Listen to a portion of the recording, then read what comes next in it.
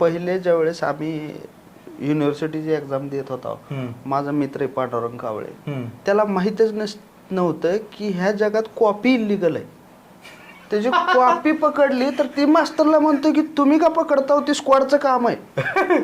आणि ती मास्टर त्याला म्हणतो अरे मी इन्व्हिजिलेटर आहे, मग ते काम कर ना म्हणे, तू कॉपी का धरायला लागला माझी. त्यानं पेपर घेतला तर ती त्याला म्हणते तू बाहेर आहे, तुला दाखवितो. म्हणलं काय प्रचंड माणूस आहे रे. त्यानं तिथून मोठ्या माणसाला फोन केलाय कुणाला तरी, ती माणूस त्याला दाब देतोय आणि त्या मास्तरनं पेपर आणून दिलाय. आता मूड नाही म्हणला लिहायचा पेपर माझा.